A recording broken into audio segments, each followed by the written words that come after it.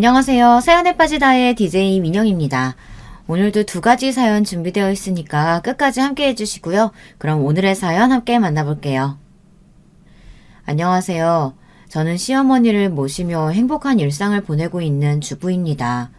나름대로 조금 특별한 사연을 가져오긴 했는데 제가 글솜씨가 없어서 어떻게 여러분께 전달을 잘할 수 있을지 모르겠어요.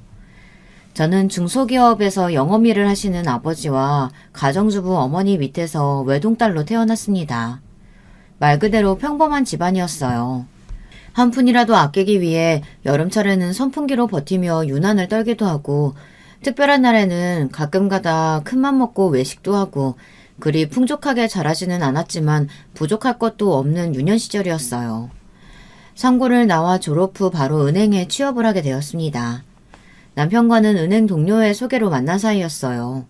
가벼운 마음으로 나간 자리였는데 생각보다 너무 멀끔하고 대화도 잘 통하는 사람이 나와 놀랐었던 기억이 납니다. 남편도 저희 아버지처럼 회사에서 영업 일을 하는 사람이었어요. 보통 영업직에 있다고 하면 활발하고 외향적인 성격일 거라고 생각하잖아요. 실제로도 그런 사람들이 많고요. 그렇지만 저희 남편은 영업직과는 전혀 어울리지 않는 사람이었습니다. 나긋나긋한 목소리에 천성이 다정하고 내향적인 사람이었어요. 저는 그런 남편의 다정함과 부드러움에 푹 빠졌고 만난 지 얼마 되지 않아 결혼 이야기까지 오가게 되었습니다. 서로 성격도 잘 맞고 둘 다 결혼 정년기였고 경제적으로도 큰 문제가 없었기에 결혼 준비는 착착 진행되었지만 예상 외의 난관이 있었습니다. 바로 남편 위로 3명의 누나가 있다는 사실이었어요. 남편은 늦둥이였고 가장 큰 누나와는 나이가 거의 20살가량 차이가 났습니다. 남편의 부모님께서 제법 규모 있는 커다란 식당을 운영하셨는데요. 어렸을 적부터 장사를 하시느라 바쁜 부모님 대신 큰 누나가 남편을 키우다시피 했다고 했어요. 나머지 누나들도 보통 누나들보다 남편에게 훨씬 관심도 많고 참견이 심한 편이었습니다. 우리 누나들이 조금 극석이긴 하지. 누나들 눈에는 아직도 내가 어린이처럼 보이나 봐. 어렸을 때부터 장사로 바쁜 어머니 대신해서 누나들이 거의 나를 키우다시피 했다고 하더라고. 특히 큰 누나가 고생을 많이 했다고 들었어. 누나한테 난 동생이 아니라 거의 아들이나 마찬가지일 거야. 그래서 이렇게 매사에 관심이 많은 것 같은데 그래도 결혼하고 나면 지금처럼 하나부터 열까지 참견하지는 않을 거야. 남편은 별 걱정하지 말라며 그저 다른 집안 누나들보다 조금 더 친밀한 사이일 뿐이지 결혼 후까지 극성맞은 시누이 짓은 하지 않을 거라고 말했어요. 하지만 걱정되는 것은 어쩔 수 없었습니다. 그도 그럴 것이 처음 인사드리러 간 자리에서부터 누나들의 인상이 영 좋지 못했거든요. 식사 자리에서 시누이들은 시부모님 옆에 차례대로 짜르륵 앉아 제게 질문을 연발하며 하나부터 10까지 마음에 들지 않는다는 듯 따지고 들었어요. 나이가 우리 동생이랑 동갑이라고? 여자치고는 좀 많은 거 아니야? 그 나이까지 결혼 안 하고 뭐 했어? 어디 하자 있는 건 아니지? 뭐 애 낳는데 문제가 있다거나. 은행원이라고 했던가? 모아둔 돈은 좀 있어? 부모님은 뭐 하시고? 설마 결혼하고 바로 일을 그만두고 우리 동생한테 빌부터 살 건 아니지? 아니 근데 아까부터 표정이 왜 그래? 뭐 마음에 안 드는 거 있어? 아니면 우리가 이렇게 질문하는 게 짜증이라도 나나? 어른들 앞에서 표정 관리할 줄도 몰라? 원래 그렇게 사회생활 기초도 못하는 거야? 정신없이 몰아치는 질문들과 핀잔에 혼미할 지경이었어요. 다행히도 남편이 옆에서 적당히 대답해주며 저를 도와주었기에 망정이지 남편마저 없었으면 그 자리에서 도망갈 뻔했습니다. 시부모님께서는 장사를 오래 해오셔서 그런지 성격이 몹시 괄괄한 분들이셨고 식사 자리는 굉장히 정신이 없었어요. 솔직히 말하자면 처음으로 인사를 드리고 온 후로 남편과의 결혼이 많이 망설여질 정도였습니다. 저런 분위기에 집안에서 자랐는데 남편은 어떻게 이렇게 조용하고 얌전하고 내성적인 사람일 수 있을지 싶었어요. 다른 가족들과는 아예 결이 다른 사람처럼 느껴졌달까요? 어렸을 때부터 늦둥이라 오냐오냐 예쁨 받고 온실 속의 화초처럼 자랐기 때문일 거라 대강 짐작만 했습니다. 남편은 누나들이 딴지를 걸어올 때 저를 대신해 몇 번 대답을 해주기는 했지만 큰형님께서 언성을 높이시면 찍소리도 못하고 고개를 끄덕이기만 했거든요. 제가 다정하고 사력 있다고 생각했던 남편의 성격은 소심하고 자기 주장 한마디 제대로 내뱉지 못하는 답답한 성격이 되기도 했습니다.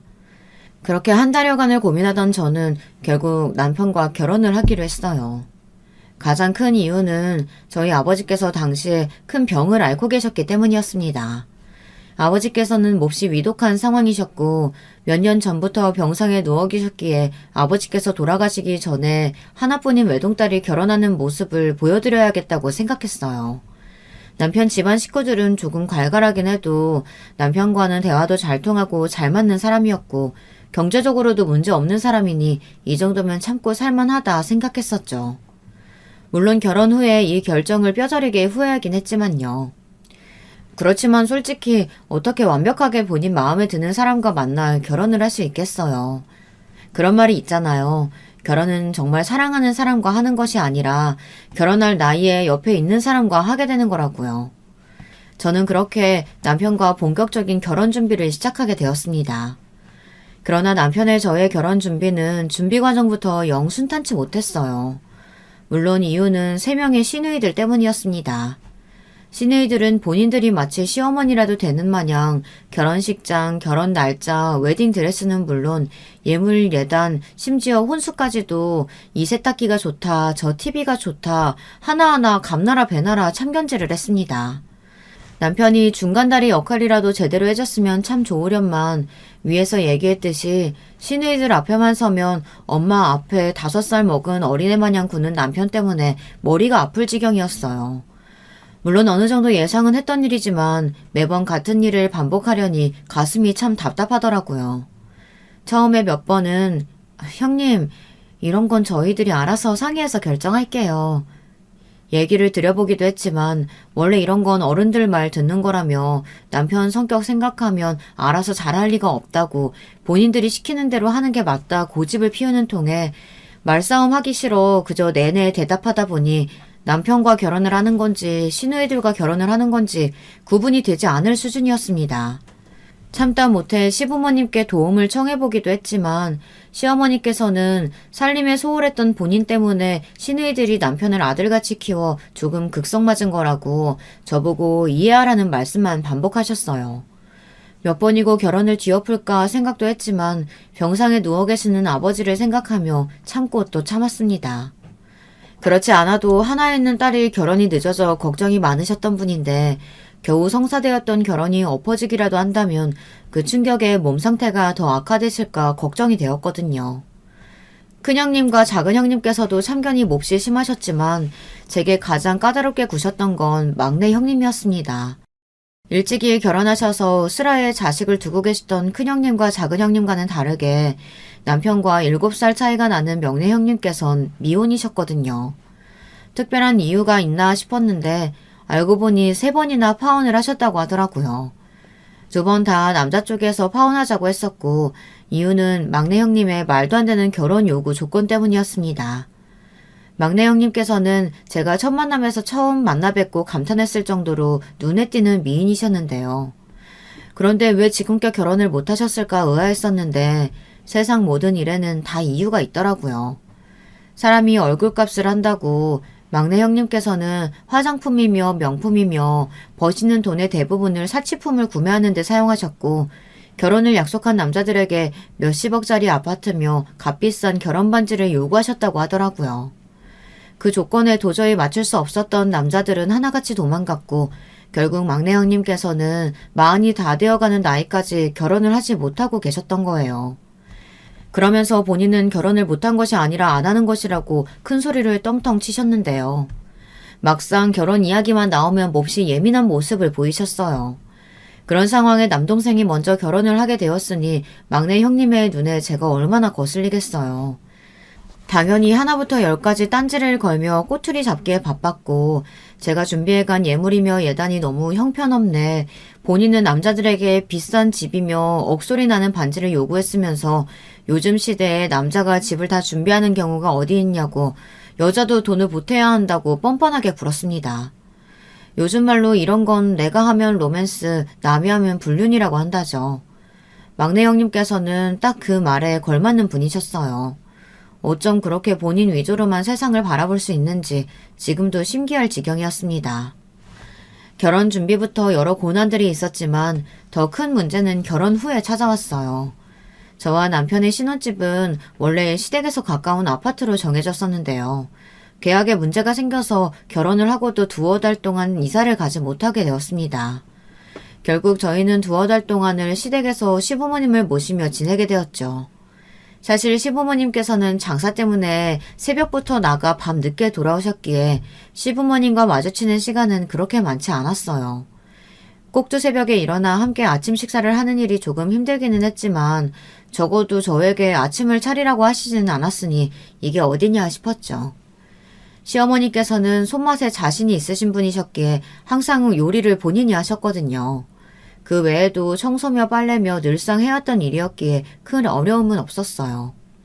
사실상 시부모님을 모시고 지내는 것 자체는 아무런 문제가 없었습니다. 문제는 바로 시누이들이었어요. 큰형님과 둘째 형님께서는 시댁 근처에 사셨고 두 분 다 전업주부셨기에 하루가 멀다 하고 시댁을 찾아 여기가 청소가 덜 됐네. 아직 살림에 서툴러서 뭘 잘 모르네. 어머님께서 살림에 신경을 못 쓰시면 너라도 해야지 이러며 잔소리를 늘어놓았어요. 그나마 중간에 끼어서 제가 눈치를 주면 한마디라도 얹어주었던 남편도 출근 중이었으니 시누이들의 참견은 멈출 줄을 몰랐어요. 게다가 시간이 지날수록 참견을 넘어 저를 은근슬쩍 무시하고 비하하는 말까지 하시더라고요. 발끈한 제가 그런 발언은 좀 불편하다고 말씀드리니 애가 뭐가 그렇게 예민하냐며 우리가 틀린 말 한 것도 아닌데 윗사람한테 어디서 눈을 똑바로 뜨고 따박따박 말대담이냐 성을 내셨고 몇 번의 말다툼 끝에 결국 저는 먼저 이야기를 꺼내봤자 아무런 도움이 되지 않는다는 사실을 깨달았습니다. 그렇게 저는 형님들의 잔소리를 한 귀로 듣고 한 귀로 흘리는 방법을 터득했고 매일 낮 시간마다 형님들 앞에서 불경이라도 듣는 기분으로 지내게 되었습니다. 사실 두 형님들께서 매일같이 찾아와 낮 시간 동안 소파에 앉아 차를 마시며 제게 잔소리를 늘어놓는 것은 그리 큰 문제도 아니었어요. 앞서 말했던 대로 그저 한 귀로 듣고 한 귀로 흘리면 그만이니까요. 가장 큰 골칫덩이가 따로 있었습니다. 여러분께서도 어느 정도 예상하셨겠지만 바로 막내 형님이었어요. 막내 형님께서는 미혼이셨기에 시부모님과 함께 시댁에서 지내고 계셨는데요. 형님께서는 백화점 판매원으로 일하고 계셨는데 일하느라 피곤하다며 새벽 아침 식사에는 참여하지 않으셨어요. 대신 9시쯤 느지막이 일어나 아침 식사를 따로 하셨는데요. 그걸 또 제가 일일이 차려서 대령해야 했습니다. 손이 어찌나 고급이신지 스스로 밥을 못 차려 드신다고 하더라고요. 제가 시댁살이를 시작하기 전에는 어떻게 밥을 차려 드셨는지 알 수 없는 일이었죠. 설마 하니 식당에 일 나가신 시어머니가 막내 형님 밥을 차려주려고 다시 돌아오시지는 않았을 거고 말이에요. 새벽부터 시어머니께서 해놓고 가신 음식을 데워 내어드리는 일이라 밥상을 차려드리는 일 자체는 그렇게 어렵지 않았어요. 하지만 매일같이 시간에 맞춰 시부모님도 아니고 시누이 아침을 대령하려니 정말 한여라도 된 듯한 기분이더라고요. 게다가 갈수록 요구사항도 어찌나 다양한지 앞으로는 식전에 사과랑 야채들을 갈아서 야채 주스를 만들어 오라니 본인 밥은 잡곡밥으로 따로 해서 가져오라니 처음 몇 번은 괜히 말싸움하기 싫어 시키는 대로 대령해 주었지만 막내 형님의 만행은 거기서 끝나지 않았습니다.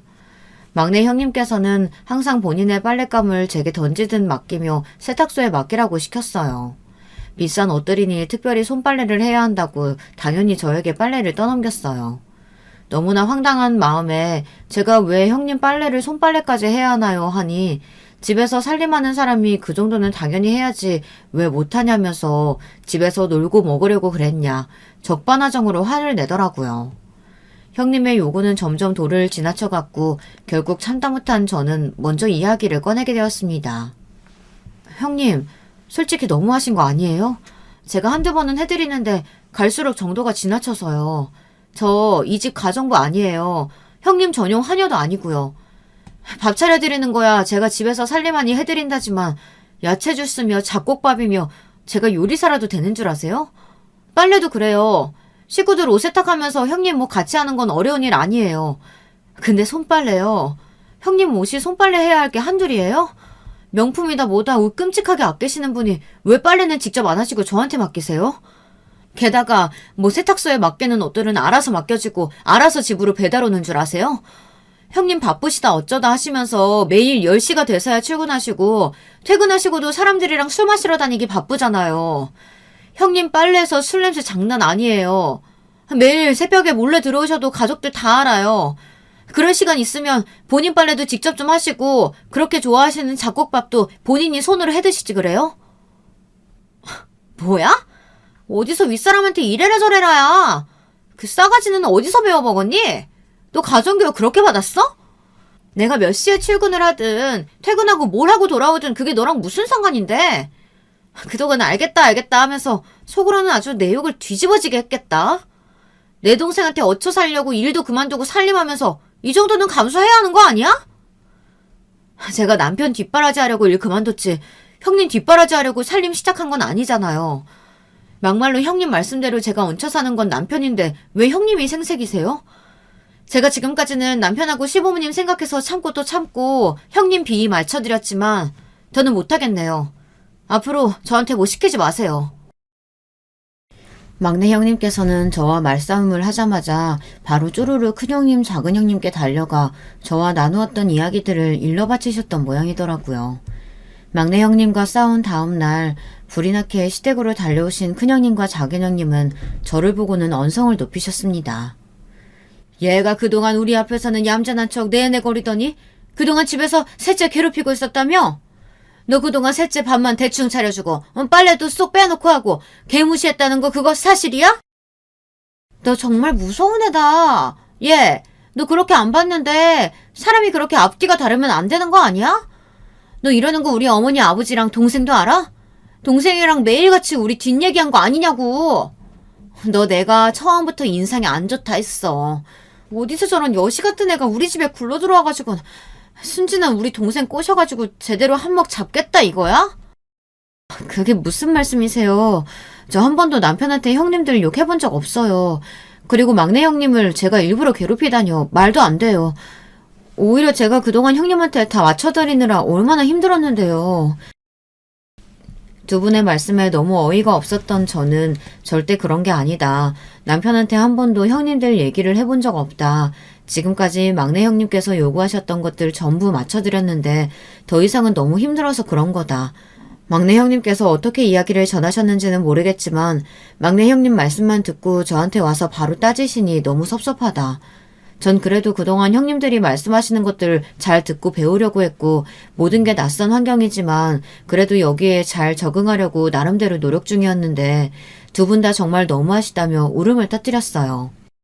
제가 눈물을 보일 거라고는 예상하지 못하셨는지 두 형님들께선 애써 딴청을 부리시며 우리가 뭘 어쨌다고 또 울기까지 하냐며 앞으로 조심하라 경고를 하시고는 자리를 떠나버리셨습니다.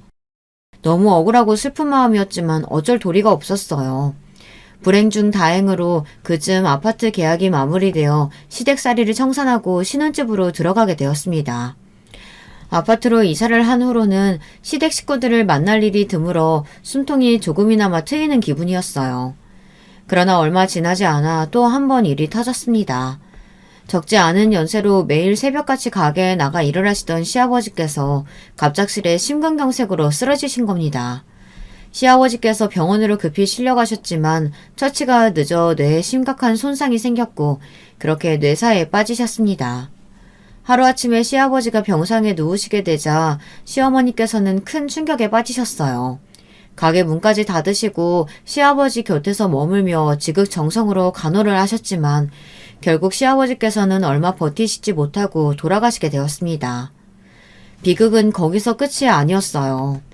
가족들 모두 시아버지께서는 아마도 다시 일어나지 못하고 돌아가실 거라고 예상하고 있었지만 시어머니께서는 그래도 신랄 같은 희망을 잡고 계셨던 모양입니다.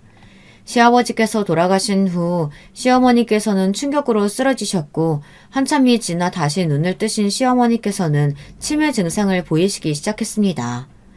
시어머니의 기억은 아주 옛날에 멈춰있는 듯 했어요.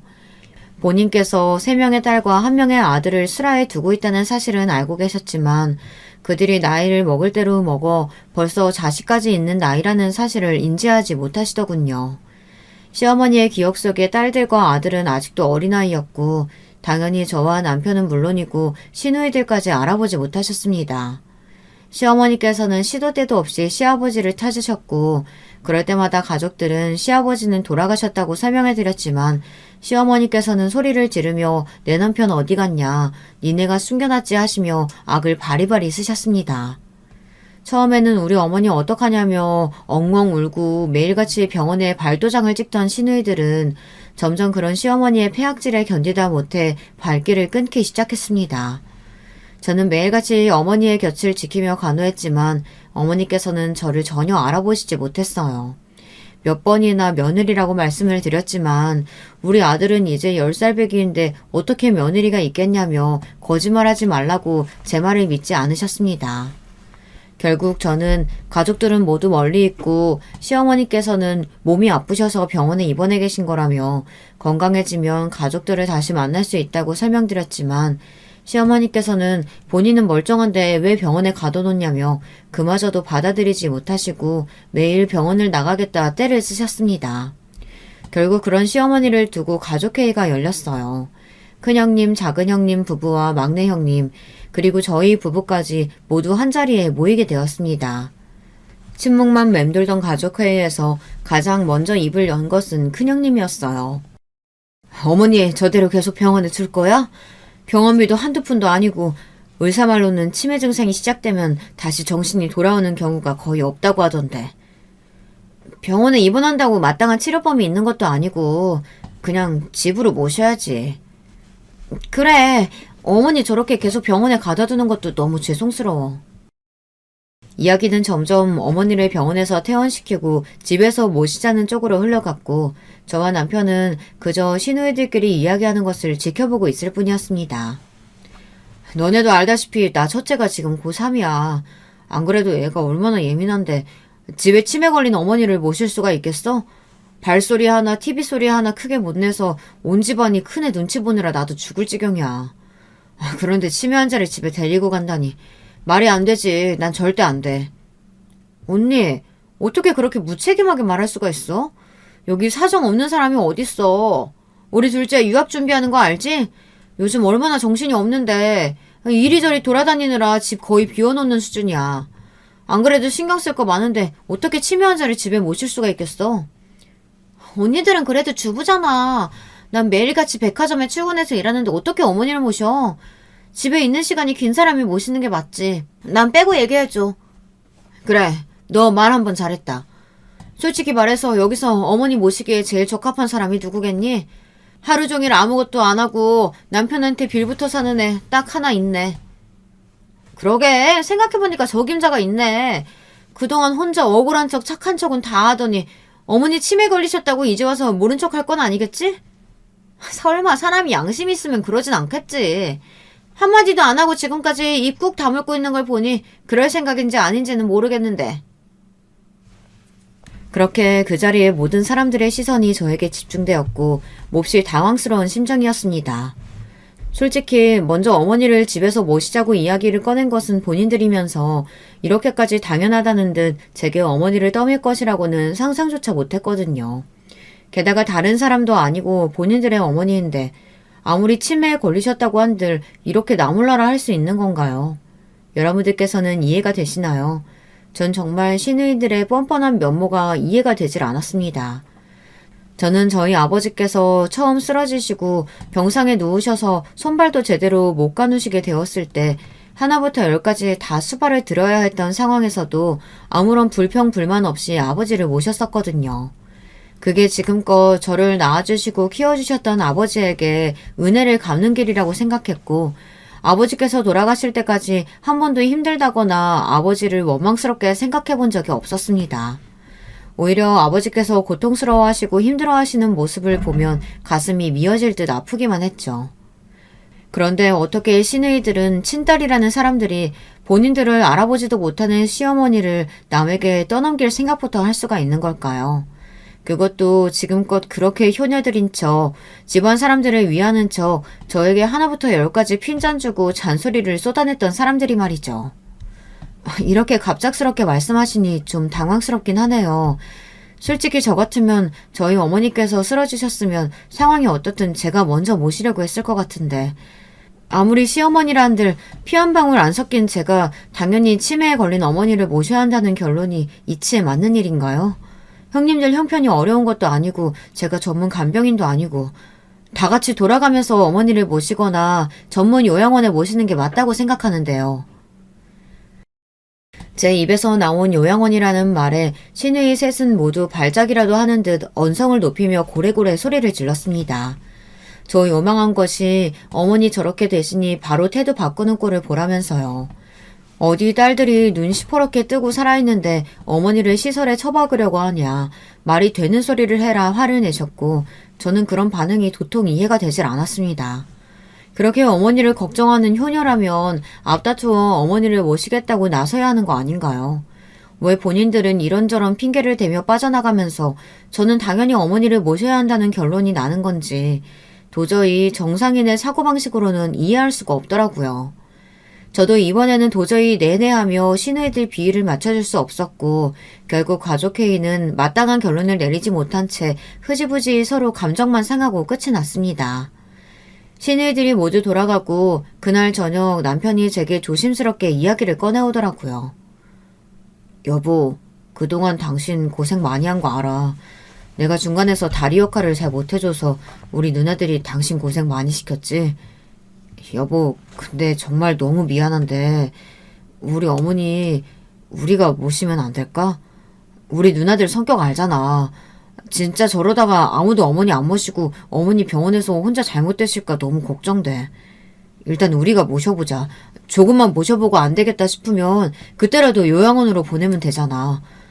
내가 당신한테 정말 더 잘할게. 앞으로 누나들이 뭐라고 하면 내가 나서서 막아줄게. 우리 어머니 너무 안쓰러워서 그래. 아버지 저렇게 되시고 한순간에 애처럼 변하셔서는. 제발 부탁이야 여보. 응?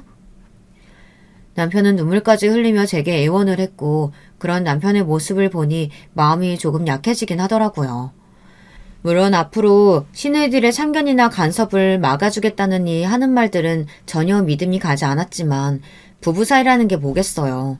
맨날 속고 살면서도 그래도 다시 한번 기대하고 믿어보고 내 이익보다는 상대방을 먼저 생각하면서 사는 게 부부잖아요. 솔직히 말해서 치매에 걸리신 시어머니를 모시는 일이 절대 가벼운 마음으로 시작할 수 있는 일이 아니었지만 저는 결국 눈물 어린 남편의 부탁에 백기를 들게 되었습니다. 제가 시어머니를 모시기로 했다는 소식에 시누이들은 모두 반색이었어요. 그래, 진짜 그랬어야지. 네가 드디어 정신을 차렸나 보구나. 그동안 우리 어머니가 너 얼마나 편하게 해줬니? 다 은혜 갚는 거라고 생각하고 잘 모셔. 혹여나 우리가 안 보는 곳이라고 어머니 함부로 대하기만 해. 매일같이 전화해서 확인해 볼 거니까 그렇게 알고. 우리 어머니 입맛 까다로운 거 알지? 반찬도 좀 신경 쓰고. 가게를 못 하셔서 적적하실 테니까 모시고 나들이 좀 나가고 그래. 어찌나 뻔뻔하게 제게 참견질을 해대는지 그 주둥이들을 콱 쥐어받고 싶은 심정이었습니다. 알아서 잘 모실 테니 연락하지 말라. 불만 있으신 형님들께서 어머님 데려가서 모셔라 하니 그건 또 싫었는지 입을 꾹 다물더라고요. 그렇게 저와 남편은 병원에 계시던 어머니를 저희 집으로 모셔왔고 어머니께서는 여전히 저와 남편을 알아보시지 못하셨지만 잠시만 저희 집에 계시면 가족들이 곧 데리러 올 거라는 제 말에 미심쩍어 하면서도 얌전히 저희를 따라오시더라고요. 어머니께서 워낙 괄괄하시고 기골이 장대한 여장부셨던 터라 힘이 굉장히 세고 말투도 험하신 분이셨어요. 정신이 멀쩡하실 때는 그런 어머니가 참 든든하고 대단하게 느껴질 때가 많았지만 어린아이처럼 변해버리신 지금은 혹여나 불상사가 일어날까 걱정이었는데 생각보다 일이 잘 풀려 다행이었습니다. 어머니를 저희 집에 모신 후로도 참 많은 일들이 있었어요. 치매 환자를 태어나 직접 마주한 것도 간호한 것도 처음이었으니 공부할 것들이 산더미였습니다. 가장 큰 문제는 목욕이었어요. 어린 아이를 목욕시키는 것이 아닌 덩치가 큰 성인 여자를 목욕시키려고 하니 참 막막하게 느껴지더라고요. 시어머니를 처음 목욕시켜드리기 전 인터넷과 책을 보며 공부를 많이 했죠. 혹여나 제가 실수해서 어머니 기분을 상하게 해드릴까, 몸에 무리가 가지는 않을까 싶어서요. 그런데 이상하게도 어머니께서는 목욕이며 화장실 용변이며 대부분의 치매 환자가 실수하고 어려워하는 부분들을 혼자서도 척척 잘 해내셨습니다. 처음에는 걱정되는 마음에 어머니께서 목욕하실 때 문 앞에서 전전긍긍 기다리기도 했는데 매번 별 문제 없이 잘 마치고 나오시더라고요. 참 다행이라고 생각하긴 했지만 조금 이상한 부분이기도 했습니다. 그런 행동 외에는 어머니께서는 어린아이처럼 구셨거든요. 말도 안 되는 것으로 떼를 쓰기도 하시고 본인이 결혼했다는 사실 자체를 잊기도 하시고 종종 기억이 돌아오시기도 하셨습니다. 물론 아주 잠시 동안이었지만 어머니께서는 그런 본인의 모습을 몹시 부끄러워하셨어요. 한평생 누구의 도움도 받지 않고 여장부처럼 살아오신 분이니 그 심정이 이해가 갔습니다. 저는 그런 어머니를 최선을 다해 정성스레 모셨어요. 어머니와 지내는 시간이 길어질수록 처음에 겁먹었던 것보다 훨씬 모시기가 수월하더라고요. 물론 제가 어머니를 잘 모셔서였다기보다는 다른 특별한 이유가 있기는 했지만 그 당시에는 그 사실을 전혀 눈치채지 못했으니까요. 저희 집에 시어머니를 맡긴 후 시누이들은 정말로 코빼기도 비추지 않았습니다. 반년 정도 되는 기간 동안 한 두어 번 찾아온 것이 다였어요. 그것도 어머니께서 좋아하시는 음식들을 마련해서 싸운다던가 시어머니를 모시고 나가 나들이를 한다던가 그런 일들은 일절 없었고 순전히 제게 참견하고 시비를 걸기 위해 온 것처럼 보였습니다. 형님들께서는 가끔 전화해서 어머니께서는 잘 지내고 계시냐, 우리가 못 본다고 뒤에서 몰래몰래 괴롭히는 건 아니냐, 제게 쓸데없는 시비를 걸기는 했지 정말 어머니를 위한 행동은 단 하나도 하지 않았어요. 입으로 하는 효도가 저런 거구나 싶더라고요. 아마 시드니들은 바다에 빠지면 셋 다 주둥이만 둥둥 뜰 거예요. 그래도 저런 여자들도 딸들이라고 시어머니께서는 평생 동안 한 몸 바쳐 장사하며 키우셨을 텐데 시어머니가 몹시 안쓰럽게 느껴졌습니다. 어머니께서는 가끔 가족들을 그리워하셨는데 그럴 때마다 제게 옛날 이야기를 해주시고는 했어요. 어머니의 이야기를 들어보면 어머니께서는 표현은 서투셨지만 가족들을 정말 아끼고 사랑하시는 분이셨습니다. 시누이들이 아주 어렸을 적에 있었던 일들도 다 기억하고 계시더라고요. 그런 분을 이렇게 나몰라라 남이나 다름없는 며느리에게 떠맡겨놓고 관심도 없는 딸들이라니 정말 마음이 아팠습니다. 그런 어머니께 저는 딸들도 분명 어머니를 너무너무 보고 싶어 할 거라고 조금만 더 저희 집에 계시다 건강해지면 꼭 가족들을 만나뵐 수 있을 거라 습관처럼 말씀드리곤 했습니다. 그러던 어느 날이었어요. 어머니께서 저희 집에 계시다는 사실을 잊기라도 한 것처럼 마냥 찾지 않던 시누이들이 약속이라도 한 듯 말도 없이 셋이 함께 저희 집에 갑작스레 찾아왔더라고요. 그날은 시어머니께서 좋아하시는 늙은 호박을 넣은 된장국을 끓였고 아무것도 넣지 않은 묽은 계란찜을 찬으로 밥을 먹던 중이었어요. 어머니께서 부쩍 소화력이 약해지셔서 고기 같은 것들을 입에 대기도 싫어하셨거든요. 집에 들이닥친 시누이들은 밥상을 보자마자 이것 좀 보라며 내가 이럴 줄 알았다고 셋이서 혀를 차더라고요. 지금까지 겨우 이런 반찬으로 어머니 밥 해드리고 있었던 거야? 내가 이럴 줄 알았어. 큰애 때문에 잠깐 신경 좀 못 썼다고 이렇게까지 어머니를 푸제접해도 돼? 우리 어머니 고기 없으면 밥 안 드시는 거 몰라? 내가 진작부터 와서 확인을 좀 했어야 되는데 참나. 형님 그런 거 아니에요. 어머님 요즘 소화기가 많이 약해지셔서 드시는 게 예전 같지가 않아서요. 된장국도 어머님이 좋아하셔서 끓인 거고 요즘 제일 잘 드시는 반찬이 계란찜이에요. 얘가 어디서 뻔뻔하게 거짓말이야? 어머니 가게 운영하실 때 콩고물이라도 떨어질까봐 앞에서 내내거리면서 착한 척은 있는 대로 하더니만 이제 치매 걸리셔서 사리분별 못하니까 그냥 네 마음대로 함부로 대하는 거 누가 모를 줄 알아? 언니들 그러니까 내가 말했잖아. 매일같이 와서 확인을 해야 한다니까. 이럴 줄 알고 말 안 하고 왔지. 온다고 했으면 또 어떤 표정으로 연기를 했을지.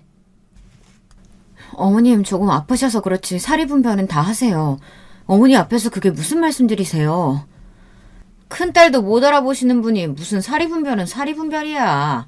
언제까지 그렇게 착한 척 할 거니? 예, 어머니 가게 전세계약서랑 통장 집에 있지? 네? 갑자기 그건 왜 찾으세요?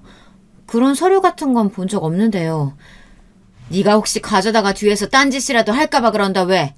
진짜 본 적 없어? 없을 리가 없을 텐데. 너 지금 알면서 모르는 척 하는 거지? 제가 무슨 딴짓을 한다고 그러세요, 형님. 저 정말 몰라요. 됐다. 이제 충분하니 다들 그만 좀 해라. 시어머니의 호통에 다들 놀라 어머니를 바라봤어요. 어머니께서 타이밍 좋게 잠시 정신이 돌아오신 건가 싶었지만 뒤이어 이어진 어머니의 말씀에 집안이 발칵 뒤집혔습니다. 세아가, 나 사실 치매 걸린 거 아니다. 남편 죽고 나서 잠깐 정신이 이상했던 건 사실이지만 지금은 아주 멀쩡해. 그때 형님들 표정을 저만 봤다니 다시 생각해도 아쉬워요. 경악과 당황으로 물든 표정이 어찌나 볼만하던지요. 큰형님께서는 딸리는 목소리로 이거 지금 어머니께서 헛소리 하시는 거지 하며 현실을 부정하셨고 작은 형님과 막내 형님께서도 당황하셨는지 제대로 대답도 하지 못하고 입만 뻐끔대고 있었습니다. 헛소리? 네가 듣기엔 이게 헛소리처럼 보이냐? 가게 계약서랑 통장은 다 어디다가 빼돌리려고? 이 못된 거사!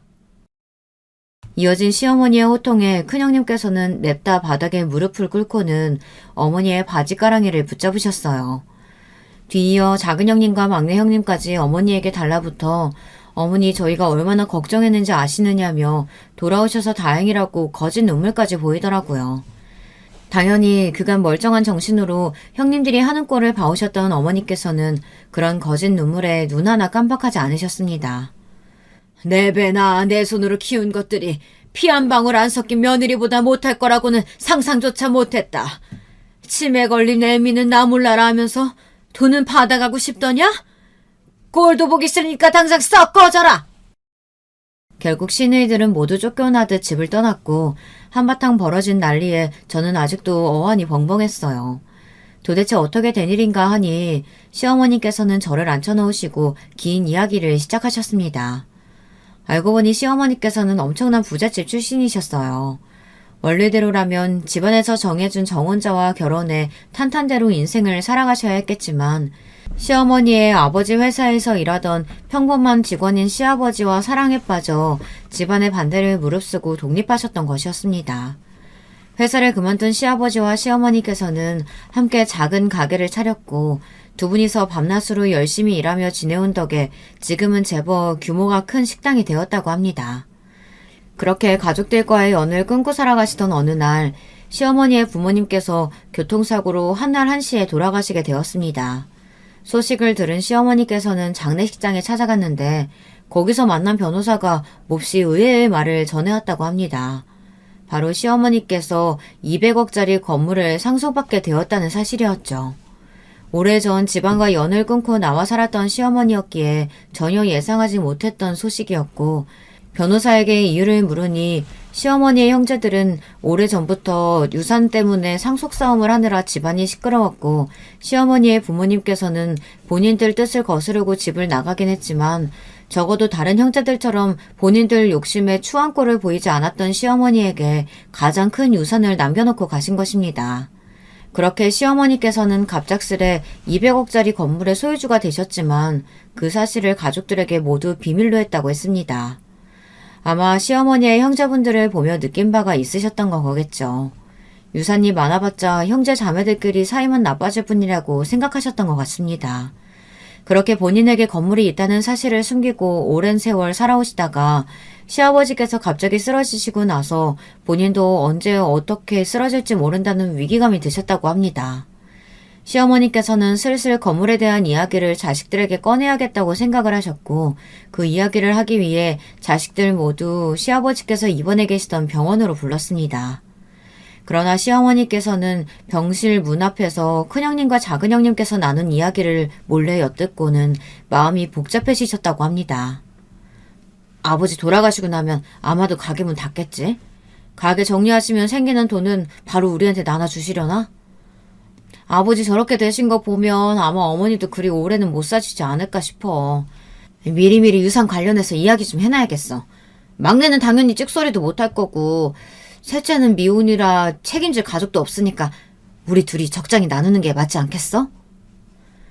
원래대로라면 자식들에게 건물 이야기를 꺼낸 뒤 지금껏 본인을 대신해 고생을 많이 해온 큰딸을 위해 건물을 물려주고 나머지 식구들에겐 가게를 정리한 나머지 유산을 물려줄 생각이었다고 하셨지만 시어머니께서는 두 딸의 이야기를 듣고 생각이 많아지셨습니다. 그러던 와중 시아버지께서 돌아가셨고 어머니는 충격으로 쓰러지셨습니다. 깨어나신 직후에는 정말 정신이 오락가락 하셨다고 합니다. 그러나 시간이 지날수록 다시 머리가 맑아지기 시작했고 이내 완전히 정상으로 돌아왔다고 합니다. 시어머니께서는 치매가 아니라 충격으로 잠시 머리에 문제가 생기셨던 것이었죠. 정신은 완전히 멀쩡해지셨지만 시어머니께서는 병원의 발길이 뚝 끊긴 시누이들을 보며 한동안 계속 치매인 척을 해야겠다고 생각하셨다고 합니다. 이 정도까지 내 자식들이 엉망일 거라고는 생각도 못했다. 내가 자식을 잘못 키웠나 싶기도 하고 점점 병원에 찾아오지 않는 딸들을 보고 너무나 실망스러웠어. 이대로 딸들에게 유산을 물려주면 안 되겠다 생각이 들었고 그 뒤로도 계속 치매에 걸린 척 연기를 해왔던 거야. 시어머니께서는 설마하니 본인을 요양원 같은 곳에 보내지는 않을 거라고 생각하셨고 적어도 자매들이 번갈아가며 본인을 돌볼 거라고 예상하셨다고 합니다. 그러나 예상과는 달리 시어머니를 모시기로 한 것은 저와 남편이었고 상황을 전부 파악하지는 못하셨지만 보나마나 딸들이 본인을 제게 떠넘겼다는 사실만은 분명하게 알 수 있었다고 하셨습니다. 그 시점에서 분노하며 자신이 치매가 아니라는 사실을 밝힐까 생각도 하셨지만 저와 남편이 단순히 등 떠밀려 본인을 돌보기로 한 것인지 아니면 최소한의 효심으로 하는 일인지 알아보기 위해 계속해서 치매 환자인 척 연기를 하셨다고 합니다. 솔직히 좀 놀랐다. 네가 나를 이렇게까지 정성스럽게 돌볼 거라곤 생각하지도 못했거든. 피가 섞인 자식들도 나 몰라라 하는데 피 한 방울 안 섞인 며느리가 남들 보는 눈도 없는 곳에서 말 한마디 함부로 하지 않고 매사에 신경 써주는 모습이 연기는 아닌 것 같더구나. 처음엔 널 시험하기 위해 시작한 일이었지만 시간이 지날수록 너와 함께 보내는 날들이 참 편안하고 좋았어. 그래서 생각보다 더 시간을 오래 보냈던 거야. 그런데 딸들이라고는 어미가 정신이 흐리니 어떻게든 돈 빼낼 궁리만 하고 있고 아무리 생각해도 저 괘씸한 것들한테 유산을 물려준다는 건 말이 안 되는 것 같아. 건물이고 가게고 전부 너하고 막내한테 물려주련다. 어머니의 말씀에 저는 난색을 비치며 유산을 받으려고 한 일이 아니다. 저도 처음엔 솔직히 등 떠밀려서 어머니를 모시게 된 거다. 형님들을 제치고 제가 유산을 전부 받는 건 도리에 맞지 않는 일 같다 거절의 말씀을 드렸습니다. 그러나 어머니께서는 확고하셨어요. 저런 자식들은 있으나 마나라며 저렇게 매사에 자기들 실속만 챙기며 이기적으로 구는 것을 보니 유산 같은 건 없어도 잘 먹고 잘 살 거다. 저희 부부에게 유산을 물려주는 것이 맞는 일이다. 고집을 굽히지 않으셨습니다. 소식을 들은 시누이들은 당연히 펄펄 뛰었어요. 어머니께서 치매에 걸리셨다는 사실을 알자마자 나 몰라라 버려놓고 어머니께서 정신이 돌아오실 기미가 보이질 않으니 그새를 못 참고 유산이 탐나서 계약서며 통장을 빼들리러 온 주제에 참 어이가 없더라고요. 솔직히 저 같으면 어머니께 너무나 부끄럽고 죄송해서 얼굴도 못 내밀 것 같은데 시누이들은 여전히 뻔뻔하게 굴더라고요. 그래도 본인들이 친딸인데 어떻게 우리한테는 아무것도 물려주시지 않고 전부 다 며느리한테만 줄 수 있느냐면서요. 시어머니께서는 호통을 치시며 말 한 번 잘했다고 너희가 정말 내 친딸이 맞기나 하냐. 친자식들인데 어떻게 그런 식으로 부모를 나몰라라 할 수가 있냐. 며느리 없었으면 난 진작 요양원에 가고도 남았을 거라며 이제부터 나한테 자식이라고는 아들 하나고 며느리 하나뿐이다. 연락할 필요 없다 말을 딱 끊어내셨고 당연히 시누이들은 그 뒤로도 계속해서 끈질기게 찾아왔지만 어머니께서는 몹시 냉랭하셨습니다. 한사코 거절했지만 결국 저는 하루아침에 200억짜리 건물의 건물주가 되었어요. 솔직히 말하자면 지금도 잘 믿기지가 않습니다. 통장에 찍히는 월세들을 보면 조금이나마의 현실감이 나긴 하지만요. 시어머니께서는 그 뒤로 운영하시던 가게를 접고 저와 함께 이리저리 놀러다니시며 지내고 계세요. 치매 사건 후로 벌써 몇 년이 흘렀지만 아직도 정정하십니다. 시어머니께서는 본인이 치매가 아니라는 사실을 밝히신 후 그동안 본인을 돌보느라 고생 많았다며 혼자서도 지낼 수 있다고 다시 본가로 돌아가고자 하셨지만 저는 그런 어머니를 붙잡았습니다. 이제 가게 장사도 안 하시고 시아버지도 집에 안 계신데 혼자 집에서 지내시려면 너무 적적하시지 않겠냐고요. 저도 어머님 모시는 동안 정이 많이 들었다고 혼자 있으면 너무 허전할 것 같다. 앞으로도 같이 지냈으면 좋겠다 말씀드렸고 처음엔 됐다고 손사래를 치시던 어머니께서도 결국 저희 집에 머무시며 지금은 남편과 어머니와 셋이서 함께 즐겁게 지내고 있습니다. 어머니의 냉정한 태도에도 시누이들은 굴하지 않고 몇 번이나 저희 집을 찾아오며 생떼를 부렸지만 지금은 모두 포기하고 전화 한 통 하지 않고 있는 실정이에요. 시어머니께서는 잘된 일이라며 저런 것들 없는 자식인 셈 치고 사는 게 속 편하다 말씀하시지만 그래도 본인 손으로 낳아 기른 자식들이니 얼마나 속이 상하시겠어요. 어머니께서 씁쓸한 모습을 보이실 때마다 저랑 남편이 딸들 몫까지 더 잘하겠다고 애교를 부리곤 합니다. 처음에는 괄괄한 성격의 말투며 행동이며 뭐 하나 다정하신 부분이 없는 시어머니가 조금 매섭고 매정하게 느껴지기도 했었지만 지금은 툴툴대시면서도 알뜰살뜰히 저를 챙겨주시는 어머니만의 애정 표현이 참 좋아요. 가끔은 귀엽게 느껴지기도 할 정도입니다. 어머니께서는 제가 그런 말씀을 드리면 닭살 돋는다고 싫어하시지만요. 오늘도 어머니께서 제일 좋아하시는 늙은 호박 된장국을 끓여서 같이 저녁 식사를 했어요. 식사 후에 과일을 먹으며 도란도란 이야기를 나누고 자려고 누웠는데 문득 이런 일상이 너무 행복하고 이 기가 막힌 사연을 남들과 공유하고 싶은 마음에 글을 써서 보내봅니다.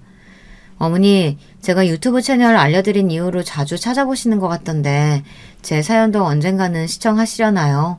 깜짝 놀라실 얼굴이 보고 싶어 일부러 말씀은 안 드려야겠어요. 오래오래 저랑 남편 곁에 건강하게 머물러주세요. 너무 감사하고 사랑합니다. 글 읽어주신 분들도 모두 감사드려요.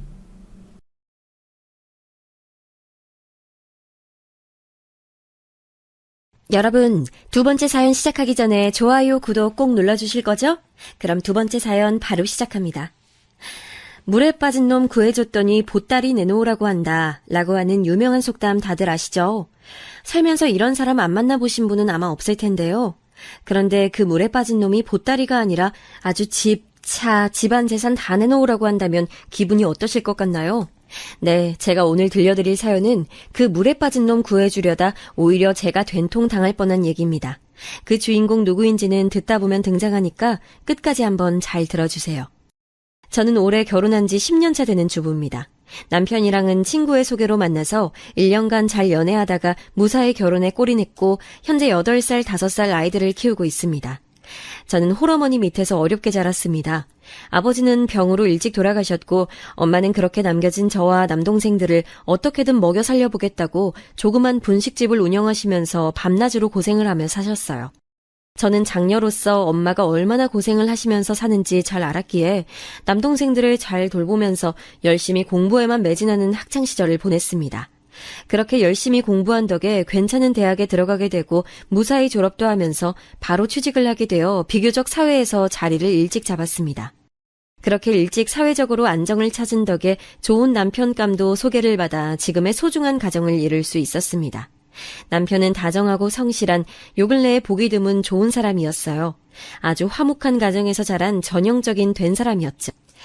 남편 가족의 화목함을 하나 더 얘기하자면 남편에게는 우애가 둘째가라면 서러울 5살 터울의 남동생이 있어요. 어찌나 사이가 좋은지 주변에서도 다들 부러워하죠. 남편은 늘 입버릇처럼 얘기하곤 했어요. 우리 부모님 돌아가시고 나면 진욱이가 의지할 사람은 나뿐이야. 무슨 일이 있어도 내 동생은 내가 지킬 거야. 무슨 영화 태극기 휘날림을 한 장면 같다고요? 물론 두 형제가 그 정도까지의 어려운 상황 속에서 자란 것은 아니었지만 사실 도련님이 취직하고 자리를 잡는 데까지 오랫동안 고생을 많이 했거든요. 마치 저 태극기 휘달리며의 대사와 같은 말도 도련님이 행여 자리를 잡지 못하더라도 친형인 자신이 끝까지 도와주고 보살필 거라는 각오의 말이었죠. 도련님은 대학을 졸업하고 유난히 취업 문턱에서 고배를 많이 마셨어요. 그 과정에서 서울에서 알바하면서 취업을 준비하기 위해 잠시 저희 집에서 살면서 신세를 진 적도 있었고요. 대학 시절부터 오랫동안 사귀어온 도련님의 여자친구도 뒤에서 여러모로 물적, 심적 지원을 해줬죠. 그렇게 저희 부부와 여자친구의 적극적인 지원 아래에서 포기하지 않고 계속 도전한 끝에 도련님은 오랫동안 목표로 해오던 기업에 입사를 하게 됐고 남편은 동생의 취업 성공에 누구보다도 기뻐했습니다. 그 과정을 바로 옆에서 지켜봐온 저도 더할 나위 없이 함께 기뻤죠. 머지않아 가족이 될 도련님의 여자친구도 역시 누구보다 기뻐했을 것은 더 말할 것도 없겠죠. 도련님은 처음 해보는 사회생활이 낯설어 입사 초반에는 고생을 많이 했지만 오랫동안 조강지처와 다름없는 역할을 해준 여자친구와의 본격적인 결혼 준비에 연연하느라 회사 생활이 힘든 줄도 몰랐다고 해요. 얼른 결혼해서 사랑하는 아내와 좋은 가정을 이루는 게 오랫동안 기다려준 여자친구와 부모님, 형과 형수에게 보답하는 길이라면서요. 도련님의 여자친구 유진 씨는 저와 남편도 몇 번 같이 본 적이 있는데 정말 참하고 괜찮은 사람이었어요. 손윗동서인 제가 우리 집안의 가족으로 맞이하면 더할 나위 없겠다고 생각할 정도였으니까요. 동서지간에 서로가 서로를 정말 괜찮은 사람이다라고 생각할 수 있다는 것은 정말 적은 확률로 일어날 수 있는 일인 거 모두 잘 아시죠? 그런데 저와 유진 씨는 그게 가능했어요. 그만큼 유진 씨가 좋은 사람이었기 때문이에요. 사실 이미 10여 년간 도련님의 곁을 지키면서 끊임없이 역경을 함께한 모습에서 그게 증명이 된 거였죠. 그렇게 도련님이 회사 생활한 지 2년 차쯤 되었을까요? 드디어 도련님이 결혼을 하게 된다고 가족들에게 발표를 하고 새색시를 소개하겠다고 하며 시부모님과 남편과 제가 함께하는 식사 자리를 마련했습니다. 저는 그때까지만 해도 조금 의아했어요. 이미 가족과 다름없었던 도련님의 여자친구 유진 씨를 굳이 뭘 소개까지 하고 인사를 시키나 하는 생각이 들었거든요. 그만큼 도련님과 유진 씨의 결혼은 이미 예정되어 있는 거나 마찬가지였기 때문이에요.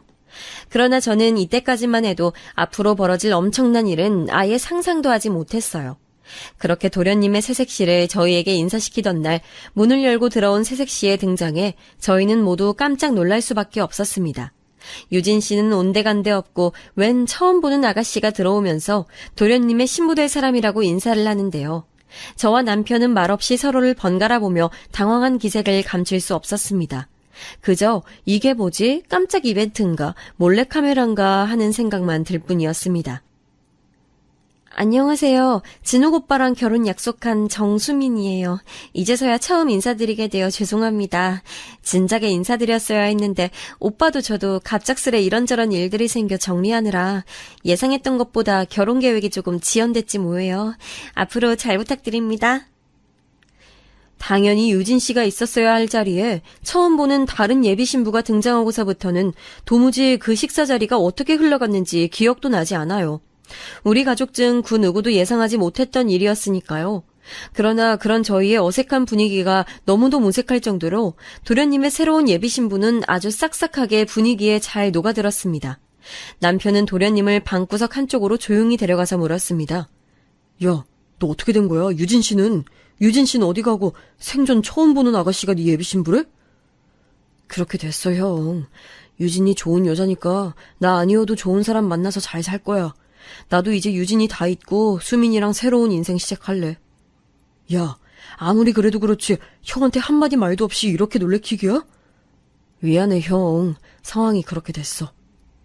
그 상황이라 함은 이렇습니다. 오랫동안 도련님의 곁을 지켜온 유진 씨와는 도련님의 입사 이후 사이가 급격히 소원해졌대요. 경무에 시달리는 신입사원이었던 도련님은 계속해서 바쁜 회사 스케줄을 이유로 유진 씨와 점점 만나는 일이 드물어졌고 결국에는 그 권태기를 극복하지 못한 채 헤어지게 됐답니다. 여러분도 주변에서 오랫동안 잘 만나오던 커플이 예상외로 쉽게 헤어지는 경우 많이 보시죠? 그리고 신기하게도 그렇게 오랫동안 만나던 커플이 헤어지면 결혼을 무지하게 빨리 서두르는 것도요. 그게 바로 도련님의 케이스였습니다. 유진 씨와 헤어지기가 무섭게 새로운 사람이랑 결혼을 결정했으니까요. 그리고 그렇게 된 데에는 또 다른 결정적 이유가 있었습니다. 같은 회사에 근무하던 지금의 동서는 도련님이 여자친구가 없는 걸 알고 적극적으로 먼저 대시를 해왔대요. 도련님은 오랜 연애 상대와의 이별의 여파로 당분간 누구와도 만나고 싶지 않다고 했지만 허한 마음을 달랠 길이 없던 와중에 적극적으로 자신에게 다가오는 동서가 싫지만은 않았대요. 뭐 여기까지는 크게 문제가 없어 보이는 일반적인 얘기예요. 하지만 늘 그놈의 술이 문제죠. 어느 큰 프로젝트가 끝난 날 부서 회식 자리를 마치고 도련님은 지금의 동서와 사고를 치고 말았습니다. 진욱 씨, 우리 둘이 한 잔 더 할래요? 오늘 생각보다 회식도 일찍 끝났는데.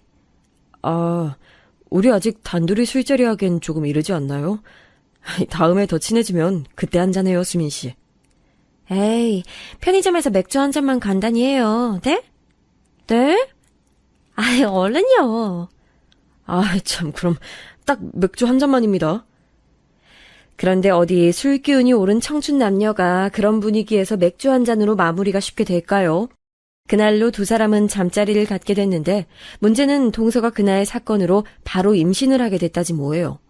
평생 말썽 한번 부리지 않은 도련님이었는데 한편으론 유진 씨와의 이별의 여파가 얼마나 컸으면 그렇게 섣부르게 행동했을까 하는 마음에 짠하기도 했어요.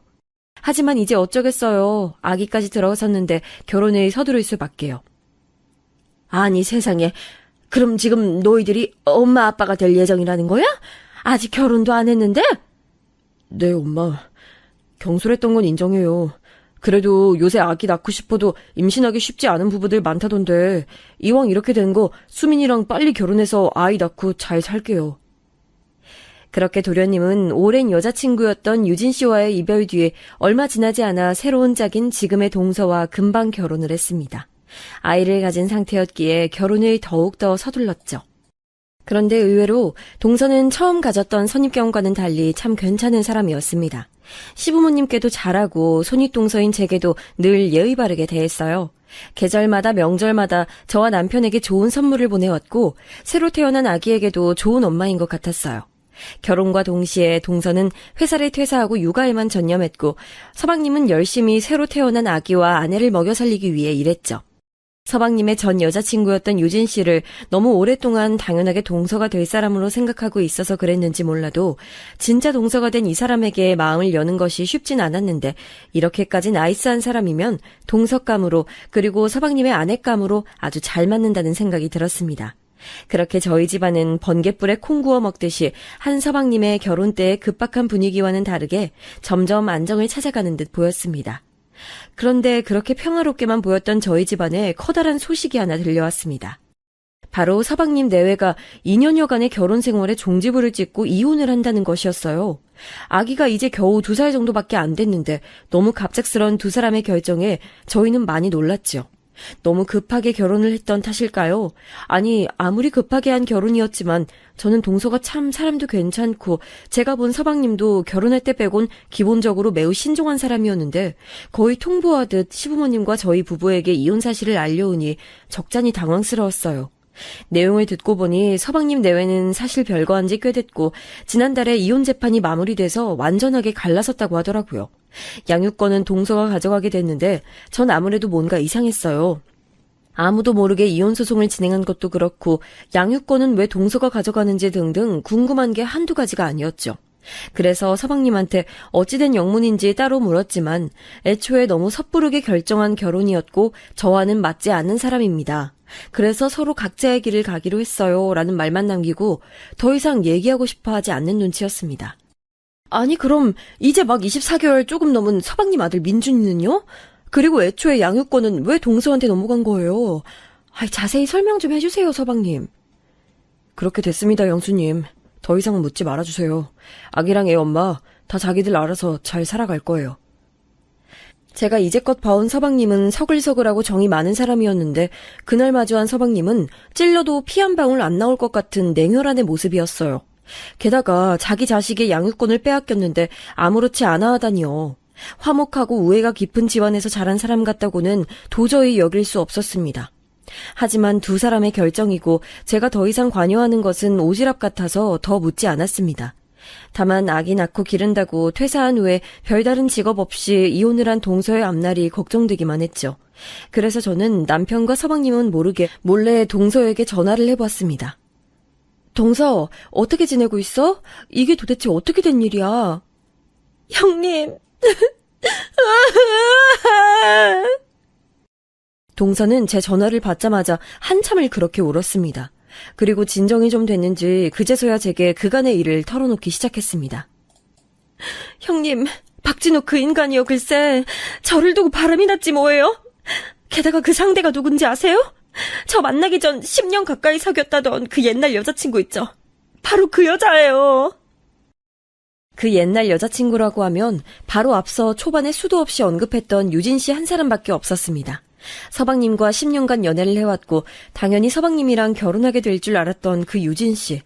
그 이름 자체도 정말 오랜만에 듣는 건데 그 이름을 동서의 입을 통해서 듣게 될 줄 누가 알았겠어요. 그리고 그 유진 씨한테 서방님이 다시 돌아갔다니, 그것도 자신의 본처를 버린 채로. 동서가 정말 너무나 불쌍하고 처량해지는 순간이었습니다.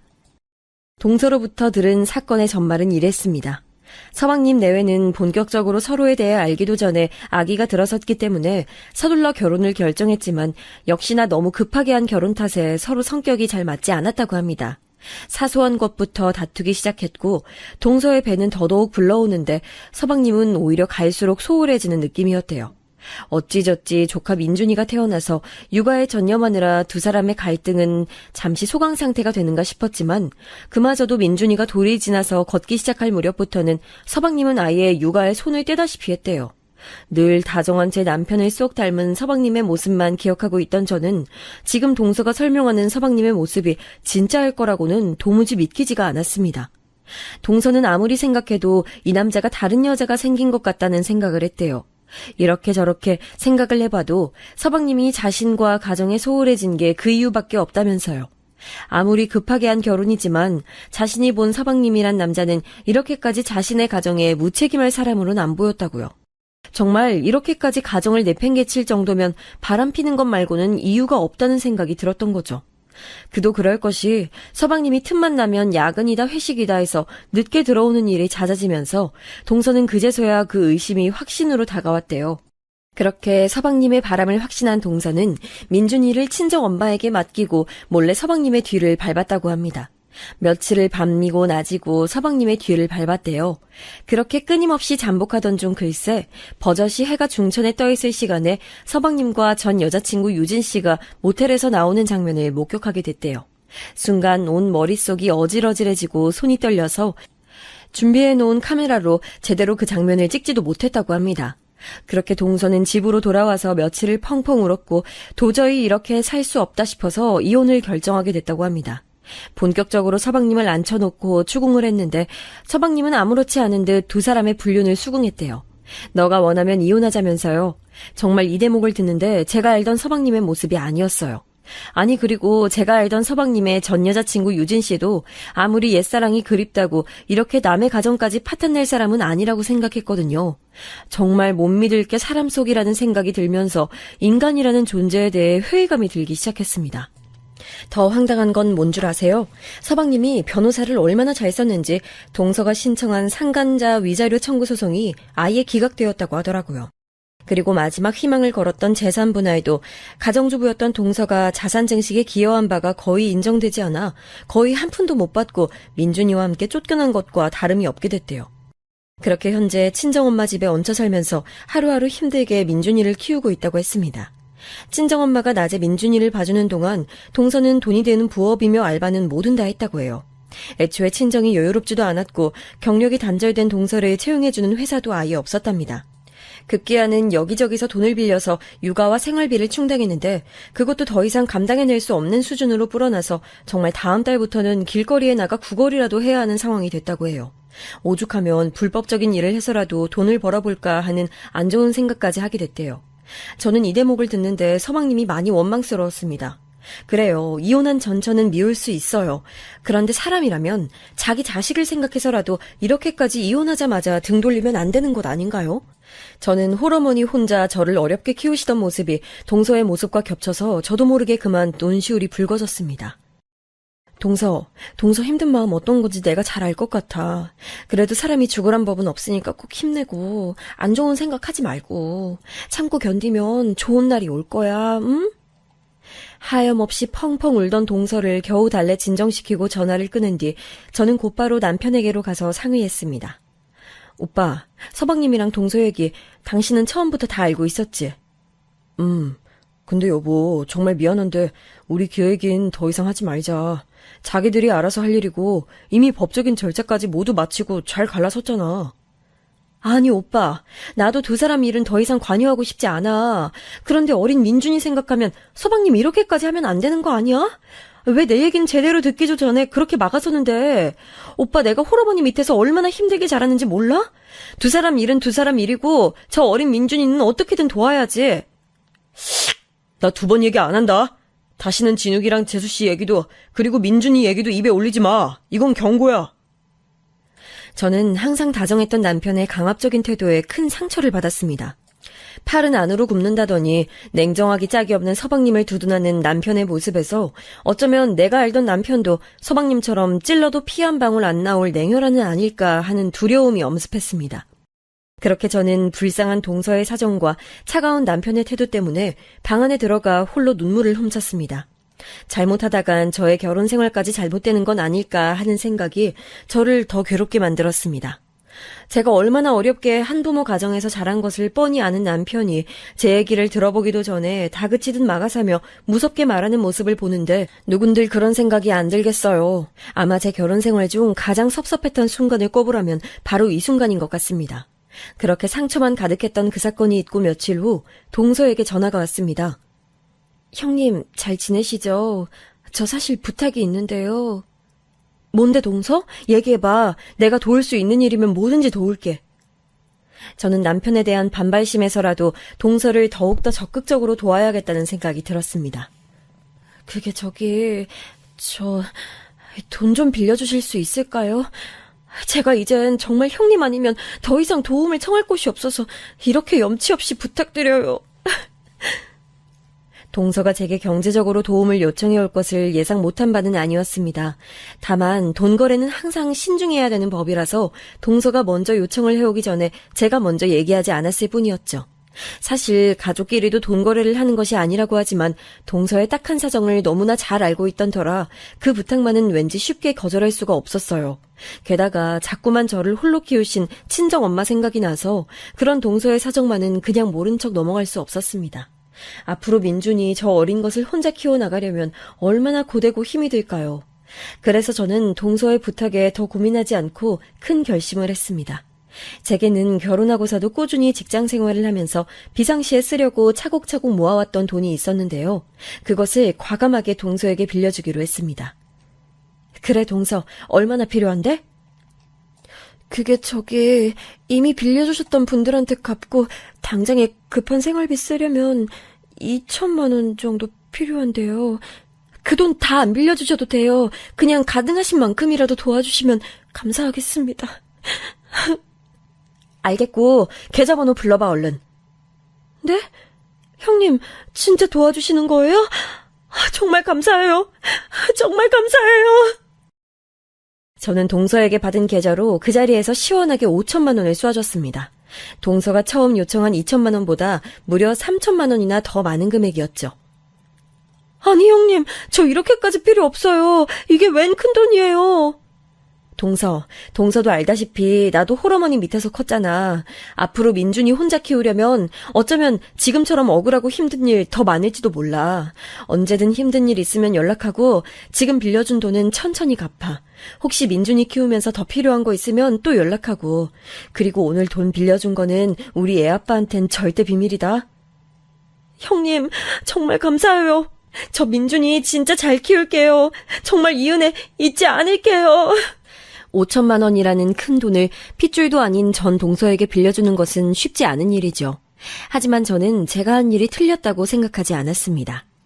오히려 우리 친정엄마 같이 힘든 상황에 처한 사람을 도울 수 있어서 제 자신이 자랑스럽기까지 했습니다.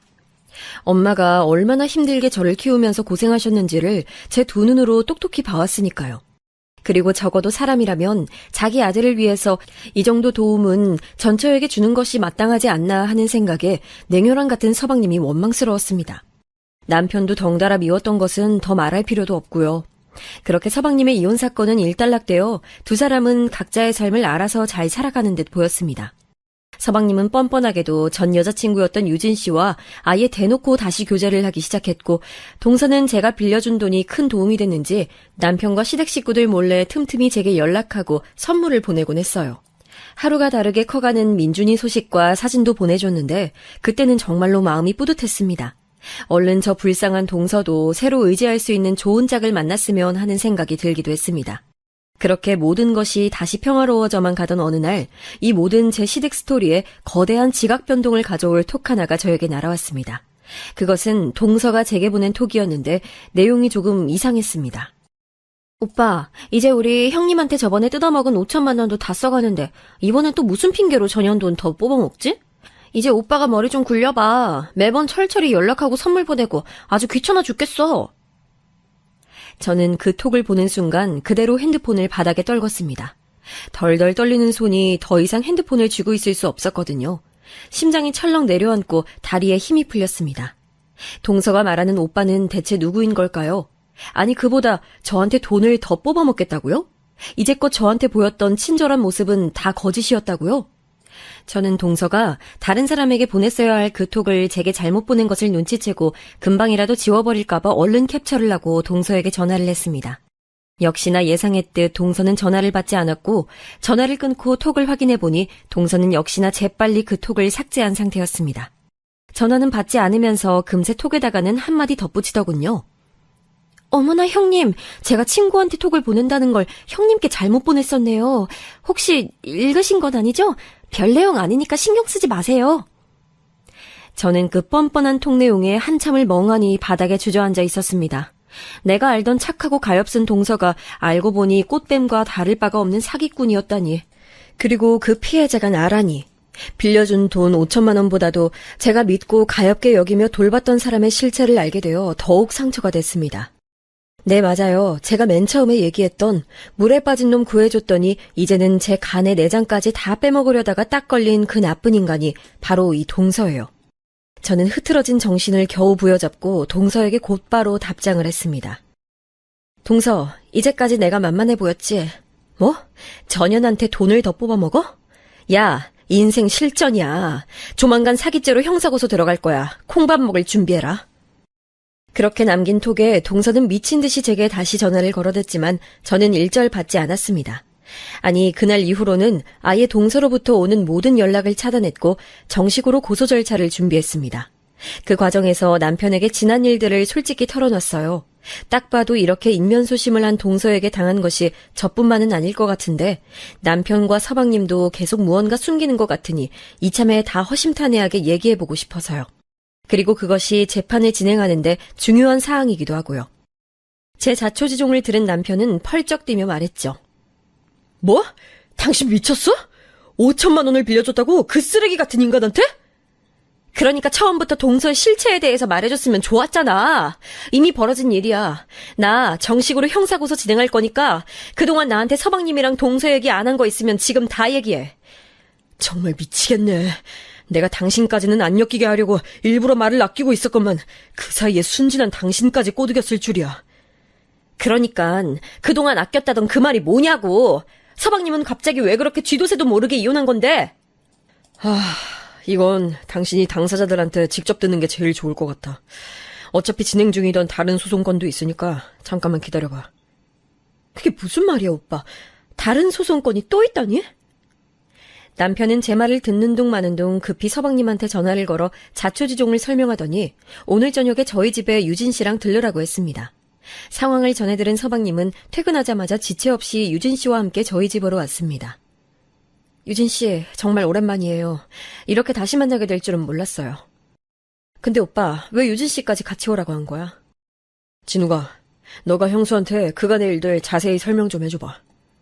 형수님, 저도 형 전화 받고 정말 많이 놀랐습니다.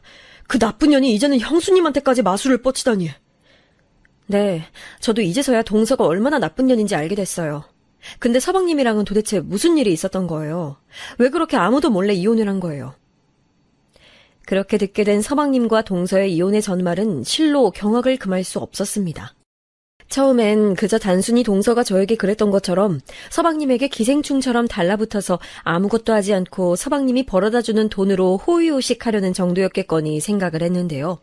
서방님이 해준 얘기는 이런 것들과는 사이즈 자체가 달랐습니다. 너무나 엄청난 얘기여서 어디부터 어떻게 순서를 정리해서 얘기해드려야 할지 감도 잘 안 오지만 차분히 잘 정리해서 얘기드려 볼게요. 이제까지 청취자 여러분과 제가 알기로는 서방님과 동서는 전 여자친구였던 유진 씨와의 이별 이후에 만나고 관계를 가지게 된 것으로 알고 있었잖아요. 그런데 그게 아니라 동서의 임신이 먼저였습니다. 그러니까 서방님과 전 여자친구 유진 씨가 아직 사귀던 중 서방님과 동서가 잠자리를 가지게 되어 임신을 했고, 그것 때문에 오랜 신뢰를 쌓아온 두 사람의 관계는 파탄이 남과 동시에 서방님은 이미 들어선 아기 때문에 어쩔 수 없이 빠른 결혼을 선택한 거예요. 여기까지 들으면 서방님이 둘도 없는 쓰레기 같지요? 근데 조금만 더 들어보세요. 서방님에게 이미 오래 사귄 여자친구가 있다는 걸 알면서도 동서는 사내에서 노골적으로 서방님에게 심하게 추파를 던졌다고 합니다. 서방님은 이미 사랑하는 여자친구가 있기에 동서에게 눈길 한번 주지 않았지만 초반에 언급했던 회식 이후 두 사람이 잠자리를 가지게 된 날이 사건의 발단이었습니다. 일찍 마친 회식을 빌미로 동서가 서방님에게 맥주 한 잔 더 하자고 제안했던 내용 기억하시죠? 그렇게 문자 그대로 두 사람은 편의점 앞에서 가볍게 맥주 한 캔씩 따서 마셨는데 그 이후로 서방님은 아무런 기억이 나질 않는데요. 눈 떠보니 모텔 침대 위였고 세상 모르고 자고 있던 동서만이 옆에 있더랍니다. 자신이 큰 실수를 저질렀다는 것과 여자친구를 배신했다는 자괴감에 괴로워하고 있을 때쯤 더 상황을 악화시켰던 건 그날 한 번의 잠자리로 동서가 임신을 하게 된 거였어요. 양심의 가책을 크게 느낀 서방님은 유진 씨에게 모든 것을 사실대로 말하고 이별을 통보했다고 합니다. 유진 씨는 그 얘기를 듣자마자 충격으로 실신을 해서 병원으로 실려갔고 다시는 보지 말자며 서방님과 그렇게 영영 헤어졌대요. 서방님은 그 사실이 너무나 창피해서 가족들에게는 유진 씨와 헤어진 이후에 동서와 만나 결혼을 한 것처럼 거짓말을 했지만 사실은 유진 씨를 두고 명백하게 바람을 피운 게 맞다고 이제야 저에게 사실을 말해줬어요. 그렇게 자신이 저지른 실수에 책임을 다하기 위해 억지로 하게 된 결혼에 서방님은 많이 불행했다고 합니다. 자신의 곁을 10여 년간 지켜주던 유진 씨가 계속 그리웠고 제대로 교제해보기도 전에 결혼 먼저 해버린 동서와 성격이 맞을 리가 없었습니다. 틈만 나면 다투기 일쑤였고 임신을 핑계로 동서의 히스테리가 극에 달했대요. 저희 앞에서 보여준 나이스하고 착한 모습의 동서는 온데간데 없었죠. 그런데 서방님의 결혼 생활의 비극은 여기서 끝나지 않았습니다. 아들 민준이가 무사히 태어났는데 아무래도 무언가 이상하더랍니다. 아무리 아내와의 관계는 소원해도 제 자식이면 이쁘고 사랑스러워야 하는데 이상하게 아들 민준이를 안을 때마다 어색하더랍니다. 그 싸한 느낌이 계속되던 중 민준이가 돌이 지나고 점점 얼굴이 선명해질 무렵 서방님의 이런 불길한 생각이 들었답니다. 아, 민준이가 내 아이가 아니구나. 단순한 의심을 넘어 확신이 들었던 서방님은 그 길로 친자 확인 검사를 의뢰했는데 아니나 다를까 민준이가 서방님의 친자가 아닐 확률이 99.99%였다고 하네요. 동서는 서방님을 속이고 자신의 상간남의 아이를 서방님에게 대신 키우게 하고 있었던 거예요. 그 와중에 틈틈이 그 민준이 친부와 만나서 문란한 생활을 즐기면서요. 동서가 저에게 잘못 보낸 톡은 바로 이 민준이 친부에게 보내려던 것이었죠. 친정엄마 집에 얹혀 살고 있다는 것도 다 거짓말이었어요. 그 민준이 친부라는 사람과 여기저기서 빌린 돈으로 편하게 살면서 어떻게 더 뜯어먹을 사람이 없나 궁리만 하고 있었던 거예요. 이 연타로 밝혀진 반전에 여러분도 정신이 혼미하신가요? 아직 제일 센 게 남아있습니다. 이야기는 다시 서방님과 동서가 처음 잠자리를 가지던 날로 돌아갑니다. 그날 편의점에서 산 서방님의 맥주캔 안에 동서가 서방님이 잠시 시선을 돌린 사이 몰래 수면제를 탔대요. 얼마나 센 걸 탔는지 그 길로 서방님은 정신을 잃었고 동서의 계획대로 서방님은 다음날 모텔에서 눈을 뜨게 된 거죠. 그럼 서방님은 이 사실을 어떻게 알게 됐냐고요? 바로 저한테 톡을 들켰던 것처럼 민준이 친부되는 상간남과의 사이에서 주고받은 톡을 들켜버린 거죠. 민준이가 자신의 친자식이 아닌 걸 알게 된 서방님은 좀 더 확실한 증거를 위해 동서의 폰을 뒤졌지만 처음엔 아무것도 나오지 않았대요. 그런데 혹시 몰라 동서가 자료를 백업해두었던 클라우드를 열어보았는데 거기엔 동서가 상간남과 함께 어떻게 서방님을 처음 접근부터 등쳐먹어서 자신들의 아이를 대신 키우게 할지의 구체적인 계획이 다 들어가 있었대요. 서방님에게 수면제를 타서 먹이고 모텔로 이동시킨 이후에 임신 사실을 알리고 결혼까지 하게 만드는 아주 상세한 계획이요. 애초부터 동서는 자신의 임신 소식을 알고는 아기의 친부와 짜고 평생을 기생할 호구한 놈 잡을 속셈이었던 거죠. 이쯤 되니 둘이 같은 회사에 다닐 시절 동서가 왜 그렇게 서방님에게 적극적으로 들이댔는지 이해가 갔어요. 아니 어쩌면 오히려 절박했다는 표현이 맞겠죠. 얼른 자신의 임신을 대신 덮어 씌워줄 호구가 필요했을 테니까요. 저는 그제서야 왜 서방님이 동서와 민준이에게 그렇게 차갑게 돌아설 수밖에 없는지 모두 이해가 갔습니다.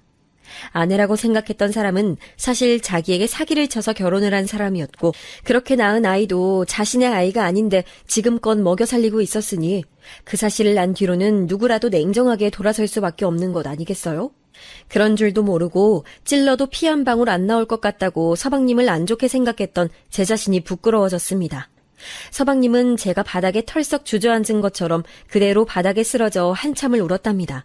그리고 정신을 바짝 차린 후에 그 모든 증거 자료를 백업한 후 가장 먼저 찾아간 것은 변호사가 아니라 전 여자친구였던 유진 씨였습니다. 자신이 억울하게 사기를 당했다고, 자기를 다시 받아달라고, 이 모든 엉킨 실타래를 풀겠다고 말이죠.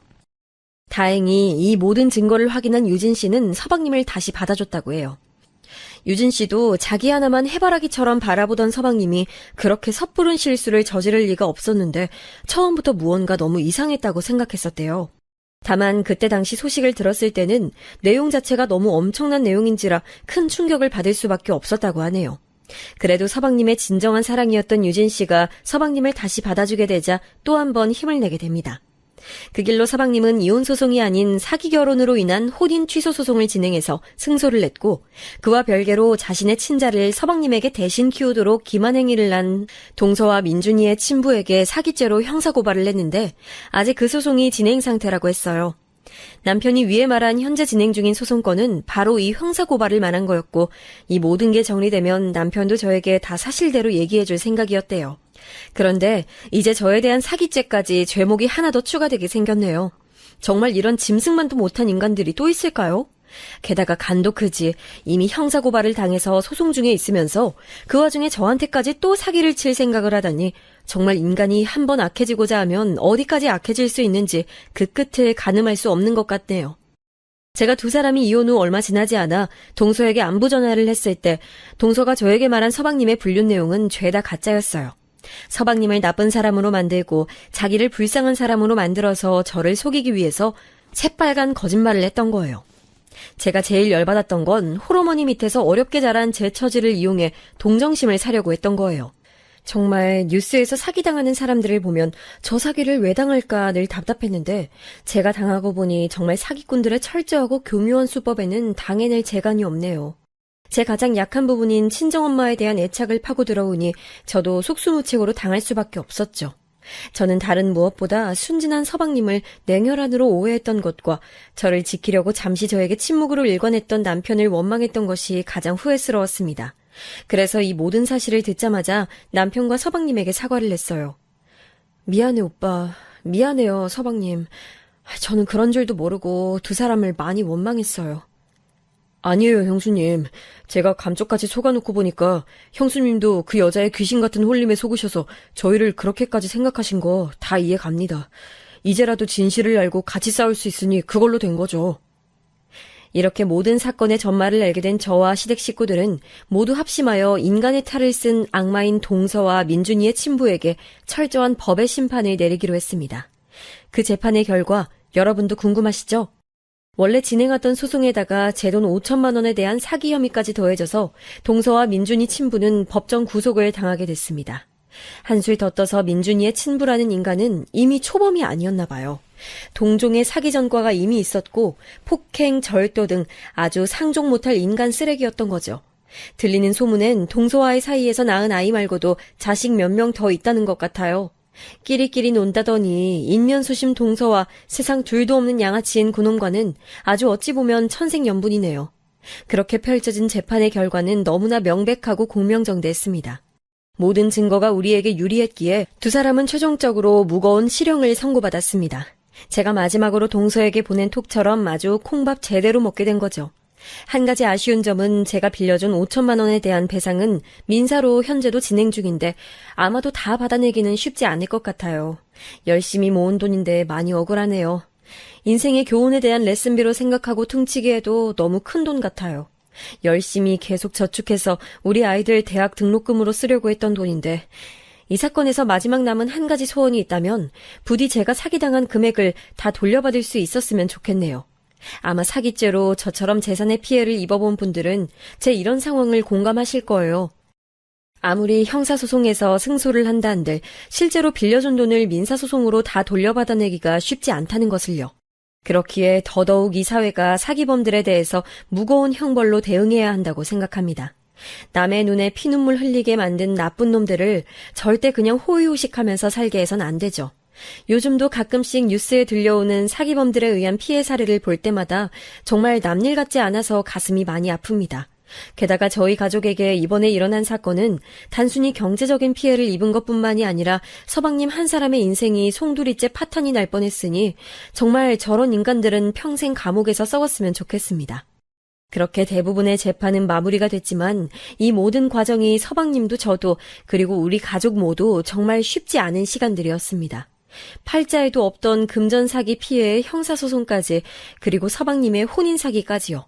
정말 다시는 겪고 싶지 않은 끔찍한 기억들입니다. 앞으로는 정말 우리 가족들에게 좋은 일만 가득했으면 좋겠어요. 얼마나 좋은 일들이 가득하려고 이런 무시무시한 일들을 겪었나 싶어요. 이 사연을 듣는 여러분들도 저희 가족의 앞날에 좋은 일만 가득하길 꼭 축복해 주시면 감사하겠습니다. 어쨌든 그렇게 거센 폭풍우가 불어닥쳤던 저희 집안도 이제 하나하나씩 정리가 되어갑니다. 재판 일정 때문에 미뤄왔던 서방님과 유진 씨는 지난 수많은 시련의 세월을 뒤로하고 올 봄에 결혼을 하기로 약속했습니다. 사실 원래 이렇게 됐어야 하는 그림인데 말이죠. 이제 유진 씨가 아니라 동서라고 불러야겠네요. 제 진짜 동서요.